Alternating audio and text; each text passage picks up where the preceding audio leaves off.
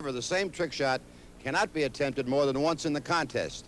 The flip of the coin will determine who goes first. Now, there's going to be disputes out there, and if there are, my word will be the final judge. Phil Chenier wins the toss, and he elects to open up with the jump shot.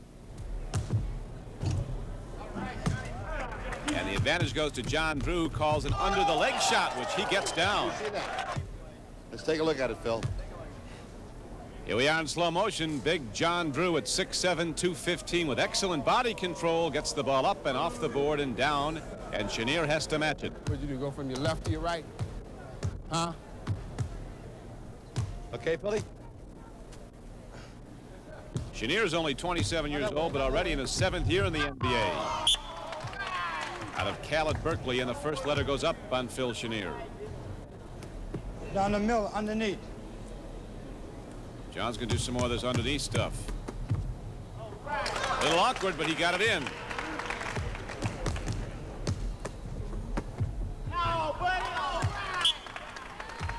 Oh, for Chenier. One hand, underhand. John Drew's staying with the trick shots here. Phil Chenier hasn't seen a regular shot yet, and Drew's making him work.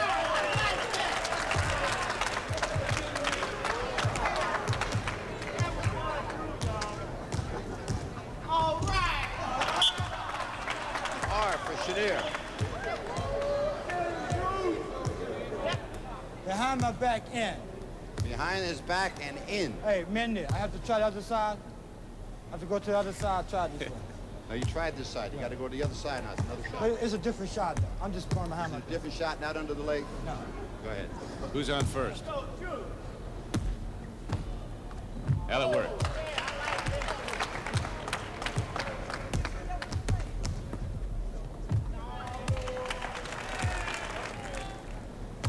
Backward shot. John Drew isn't only one of the better scorers in the league, he's one of the better talkers. He talks to everybody during the game, including the press row.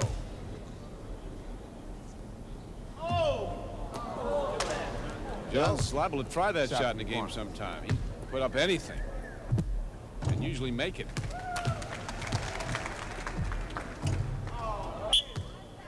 And John Drew picks up the first letter H. Phil Chenier. All right. Stop. There is the money shot of Phil Chenier, what's made him one of the best backcourt players in the league. The jump shot. And now he gets 2 quick letters on Drew. John Drew picks up the second letter. Oh. Hold it, Phil. Okay. Okay, from the corner.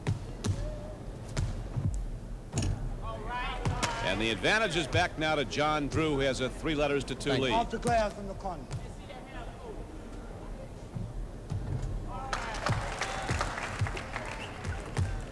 Now you gotta go off the glass. Drew keeps on talking. With an S. So right now, John Drew's 1 letter away from closing out Phil Chenier. Off the glass. Big guy from Gardner Webb banks it in, and Phil Chenier must match it up or go out. Off the glass, yeah, off the glass. That's it. That will do it. Phil Chenier goes out at the expense of John Drew, so Drew advances here at the Omni International Complex in Atlanta, where the horse competition is staged this year. Let's meet the winner. All right, here is John Drew, a local favorite here in Atlanta. And, John, you went way down into your bag of tricks to win this one. Well, I feel that the person that's going to win this whole thing is the person that got a lot of stuff. And I feel that I can compete with anybody else for his tricks and things of this sort. But you had a lot of stuff. Good luck the rest of the way. Thanks, Don. John Drew of the Atlanta Hawks. A loser in the first round receives a check for $500. The winner, of course, advances. Join us next week when Maurice Lucas goes against Phil Smith.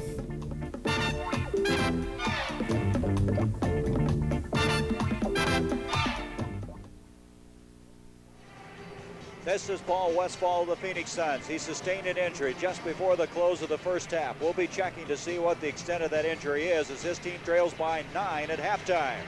The NBA on CBS will return after this word from your local station. The sinister figure of Cunningham continues to stalk Captain Nemo and his crew in this Wednesday's thrilling chapter here on CBS.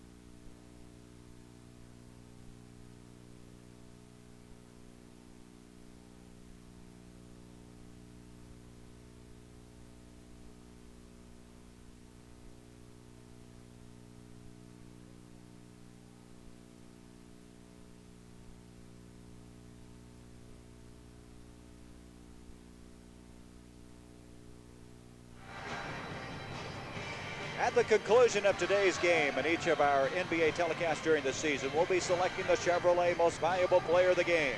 In conjunction with this award, Chevrolet will present a check for $1,000 to the General Scholarship Fund of the player's college or university. Any student may be eligible to benefit from these scholarship funds.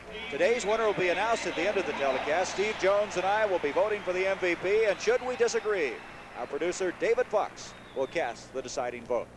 A 9-point lead for the Cleveland Cavaliers here at halftime over the Phoenix Suns. The Cavaliers trying to win their 4th straight game. On the other hand, the Phoenix Suns trying to break that 4-game losing streak. Right now, let's go in Jimmy the Greek for Greek's Grapevine.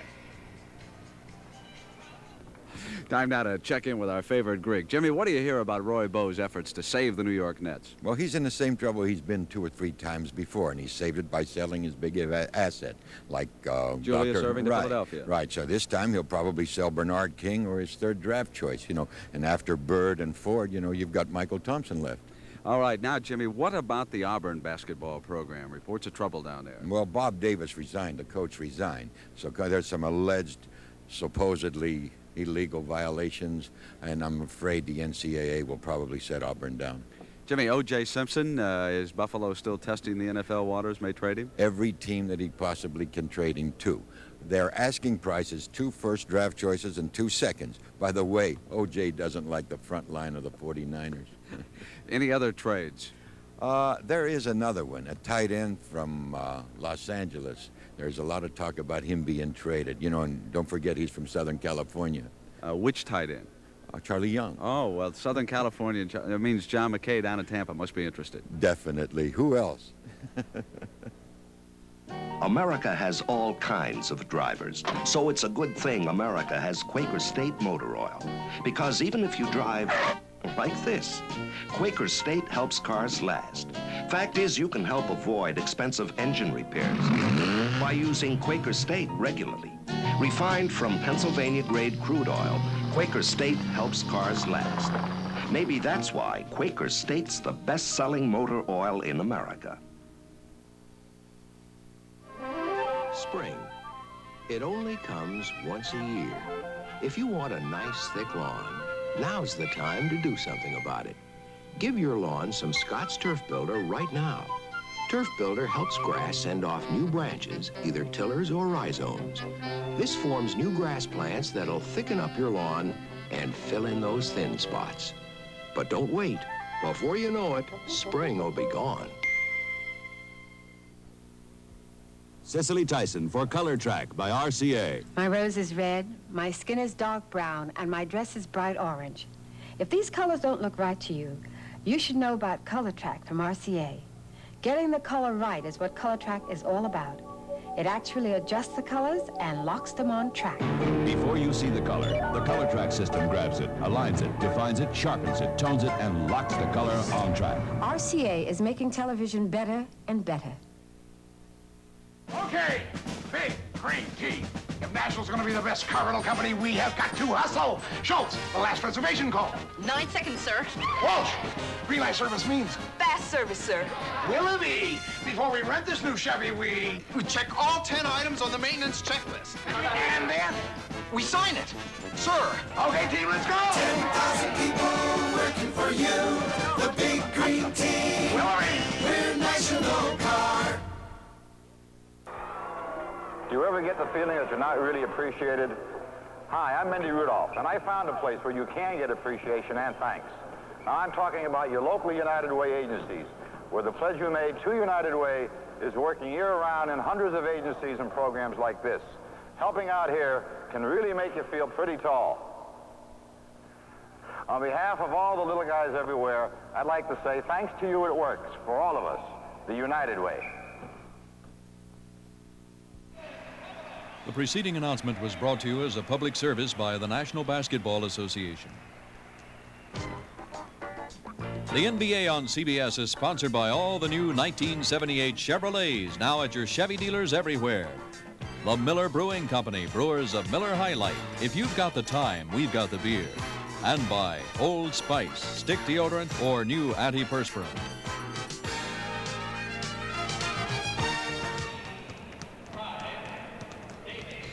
The Cleveland Cavaliers lead by 9 at halftime here over the Phoenix Suns. And Steve Jones, I think the score maybe is not so surprising, but it's how the Cavaliers have gotten that 9-point lead, doing everything you would figure they couldn't do against Phoenix. Certainly that's probably the most surprising thing about the first half. It's been a fast first half. Phoenix's pace, but they have not gotten the baskets down the way we'd like to see them go in, and the Cavaliers have really gotten the better of it. You see the shooting percentages are not that much different. Cleveland is slightly ahead from the free throw line. Phoenix has an advantage. The big assist is not that much different there either. But an interesting thing here is you see Paul Westphal, we'll check the status of his injury, is that Phoenix leads the league in steals, but look, in the first half it's been Cleveland. Well, Phoenix has been trying to go for the steals. Ron Lee has chased that ball all around, but he has been unsuccessful. You see Campy Russell leads the Cavaliers in scoring. Terry Furlow came in that second period and got 9, and then they have very balanced scoring the rest of the way down. On the other hand, as you can see, Westfall's been the big guy. Adams in and out of the lineup in the first half. He had a hot streak there for a while. He had a streak going. The surprise in that whole group is Walter Davis. He only has 6. The important thing to notice about Walter Davis is that he's always scored more points in the fourth quarter. We'll see what happens today as he had 3 trucks. Now, Cleveland's really gotten some help from the bench. That's a big difference right there, and that's probably the difference in the game so far. Cleveland has gotten players to come off and score 20 points, and Phoenix has only gotten 10. Well, Phoenix with turnovers, but they will commit a lot of turnovers in their style of play. Their style of play is the one of quickness and aggressiveness, and they've just not done, they've done it, but they haven't been successful in getting the type of shots and baskets that they want to get down. I don't know what to say for them, except that they'll continue to play at the same pace, and they will get a chance to shoot the ball. Cleveland has not done a good job of really controlling the tempo and keeping the opposition from coming back on them. I want to kind of pinpoint one thing you mentioned very briefly. Walter Davis, you know, he's averaging 24 points a game. He has 6 in the first half, but you have pointed out very clearly that he's a pressure player. When you get down the stretch, that's when he mounts the points. Walter Davis likes to have the basketball when it means something, and he always makes sure that his teammates get involved in the game early, and then he seems to pick up his scoring. And he will always end up with around 11 points in that final period, and he's the type of player that Cleveland's going to have to shut down if they want to really keep the lead. Steve, as you look at Phoenix here warming up, that Pacific Division has really been something. You know, 5 teams could yet get into the playoffs. Golden State lost a heartbreak of a game last night that would have brought them to 500. They dropped to New Orleans, who also is fighting for a playoff spot. They have to win. It's very interesting to note that there's so much power in one division and it's such a balanced league.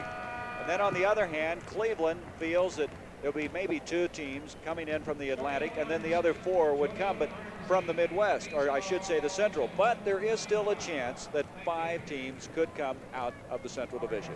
There's a strong possibility. We see the score again, but the New York Knicks, they are playing good enough basketball to hold on their position in the Atlantic Division. They should make the playoffs. However, we understand that Bob McAdoo was shaken up. He had a collision in a game, and also we know that Spencer Haywood's going to be out for 7 to 10 days. So this game just about ready to go here as the Cleveland Cavaliers with a 9-point lead. Let's look around the league now. Detroit, I tell you, they are putting one on the Cleveland Bulls, or Chicago Bulls this afternoon. Well, we'll have everybody in Cleveland for sure. You see Philly They had a big scoring game last night where they put up 141 points, but they're down by 3 at half. That's surprising. And now we go back to that Detroit and Chicago game once again. But Detroit, under the direction of Bob Lanier. You know, Lanier was playing superb basketball, then he was hurt, but he's picked his game up once again. He's having quite a year for the Pistons. Well, Bob Lanier has always been a strong force for the Detroit Pistons. They just not seem to have gotten the right type of people around him to put it all together. They've had a couple of winning seasons, but the administration has always had some type of shakeup and has kept the ball players off balance. Okay, we're ready to go now. Don Boosie, along with Paul Westphal, will be the guards. Walter Davis, Alvin Adams, and Garfield Hurd will open the second half for John McLeod's team. Foots Walker, Austin Carr. Looks to me like Westfall's okay. Just into the first half, he was holding that left shoulder. He's a tough guy, though, and he's back in. He passes off to Walter Davis. And now Davis has 8 points, and that may be a sign of things to come. Well, if they can come down and set like that and get those types of shots for Walter Davis, of course they're going to get back in the ball game. The important thing for them now is to have defensive pressure and make Cleveland shoot perimeter shots. And now they have a chance to climb within 5 points as we start this second half of play. Cleveland has Jones playing at one of the forwards.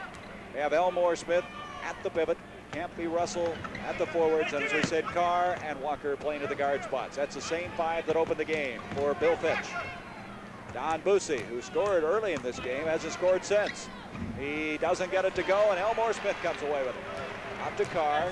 Cleveland now a little bit more in a slow-down situation. Maybe Bill Fitch has said something at half. Well, he didn't have to say too much because Phoenix decided that they needed to work a little bit more and set up the offense and try and get some easier shots, so Cleveland didn't get a breaking situation. Jim Jones touched it last, and Phoenix has it. Hurd brings it into Westfall. Westfall bringing it across now as we have 10:53 to go in this third quarter of play. Hurd looking for Davis. Walter Davis, backdoor to Boosie. 8 seconds on the shot clock.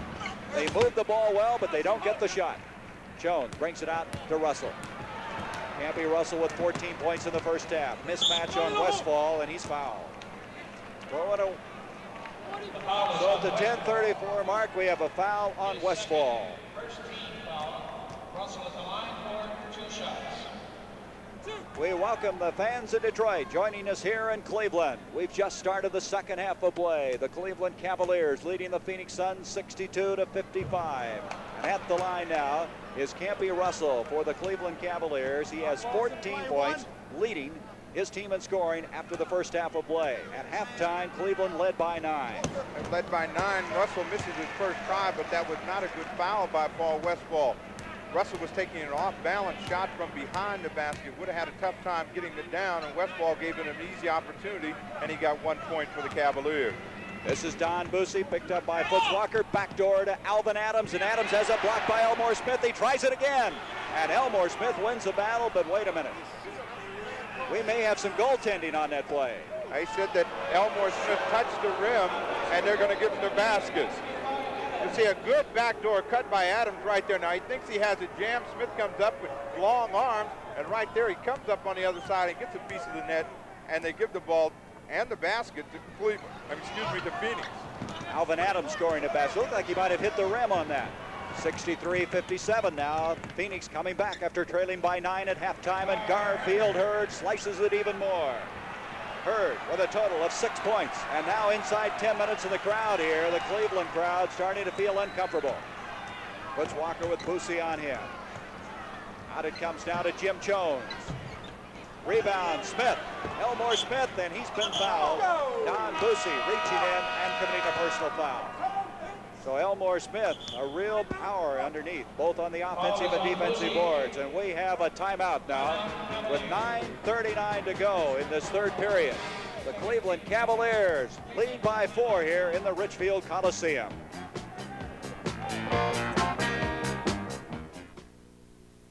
See what's new today. Introducing the 3rd generation Monte Carlo. The 3rd generation of a highly successful personal luxury car. Its highly original styling opens new dimensions in affordable luxury and in comfort. With more rear seat headroom, legroom, and hip room than last year's Monte Carlo, the 3rd generation Monte Carlo. Drive it and put a little distance between yourself and the crowd.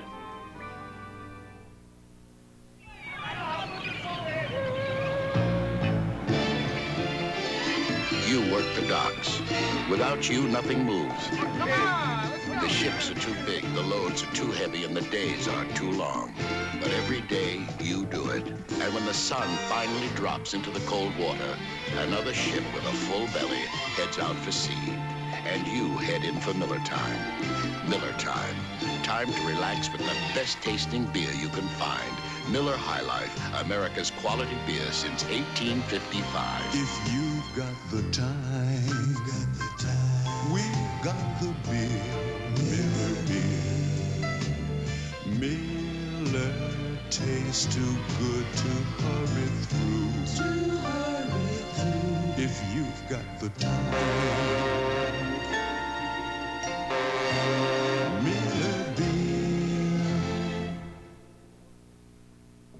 Sunday, don't miss. It's the Easter Beagle, Charlie Brown.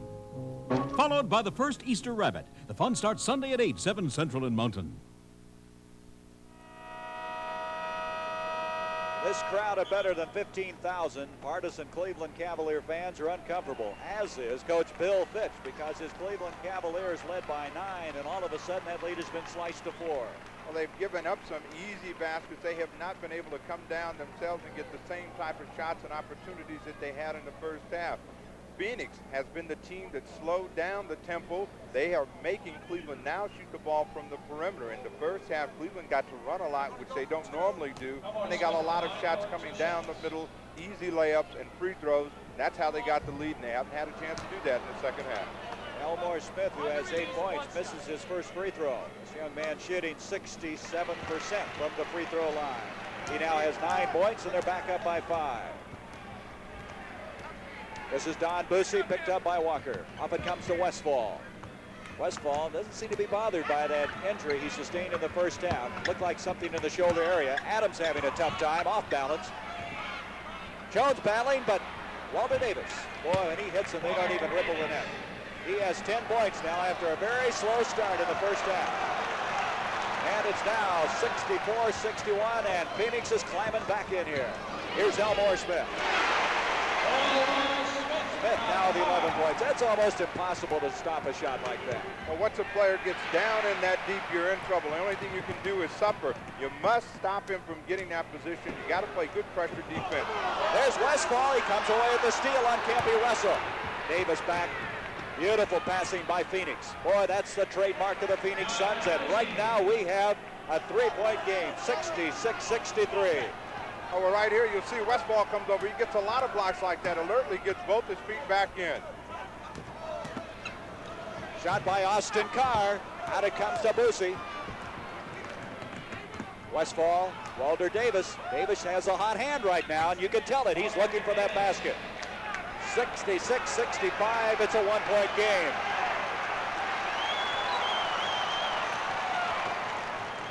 We welcome the fans from Philadelphia. We have a 1-point game right now. The Phoenix Suns, after trailing by 9, have cut it to 1. They have the basketball. Westfall has given them the lead.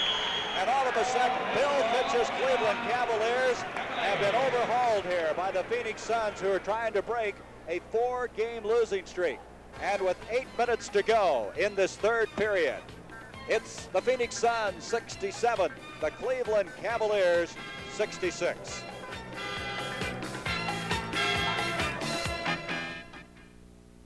A poem about deodorants. Roll, roll the roll-on, all sticky and wet.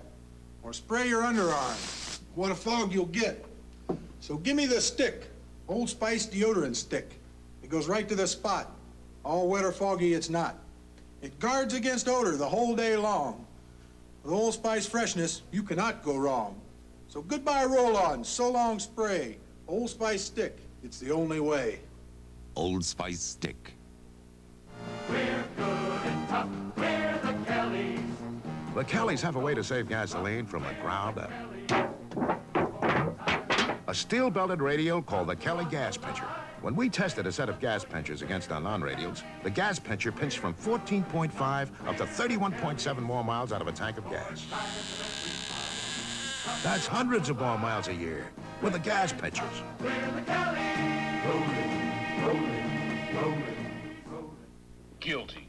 not guilty. 6 votes guilty, 6 votes not guilty. Not again. This could go on all day. Bailiff! Pass out the Right Guard deodorant. Good. We got stick or spray. With Right Guard, stick or spray protects all day. They don't just cover up odor, they help stop odor before it starts. All day. 6 took stick, 6 took spray. It's unanimous. Right Guard deodorant. Don't get dressed without it. Sunday at 1 p.m. Eastern, Challenge of the Sexes features a parallel skiing challenge with world-class skiers Joseph Odermatt and Susan Korak. A skateboard challenge with Ernie Martin going against one of the best female freestyle competitors, Robin Logan. Plus a table tennis competition. That's Sunday at 1 p.m. Eastern. Well, the New York Knicks overhaul Philadelphia. They're now having that lead sliced a little bit. They lead 76-73. We'll keep you posted on that one. Detroit, well, they're still really handling the Chicago Bulls. It's really a surprise this afternoon. Right now, the Phoenix Suns here in the Richfield Coliseum have taken a 1-point lead. Alvin Adams is in the lineup. He's picking up very tough on Elmore Smith, but Smith gets it to drop, and Cleveland has taken the lead. 13 points for Elmore Smith. Walter Davis, who's had the hot hand here in the third period. Westfall, and the Suns now are starting to really hit on all the cylinders. Well, the one thing the Phoenix Suns have done in this period is they've established themselves by running their set offense and also getting to breaking situations. Cleveland has had a tough time getting shots just like the one Austin Carr just worked for. Anthony Russell, he's been fouled by Adams. A basket will count. 17 points for Campy Russell. And look at it again. Okay, Austin Carr working hard right there. Just misses a try. Russell gets the ball, muscles it back up, and Alvin Adams gets guilty of the foul, and Russell gets a chance for a three-point play. 1-point lead now for the Cavaliers, 70-69. Anthony Russell already with 18 points. He is headed for a big day. 7:13 to go, still in this third period. We have a game. Here's Adams, beautiful backdoor. Well, that time they took Big Elmore Smith out in the twilight zone. The big fella was lost out there. He gave him a little head fake and went back door, and he made a great pass to complete the play. That's the 8th time this game has been tied. It's 71 all. Adams needs some help. Carr. Tipped up and in by Campy Russell, and Russell now is a one-man show for the Cleveland Cavaliers. Well, Campy Russell is keeping Cleveland in the lead. He's applied his offense. He's been every place, on the boards, out on the perimeter, and that's what you have to play. Alvin Adams caused that play by trying to make that long home run pass. He should have made the little short pass in the middle, and they had a breaking situation. Davis, after hitting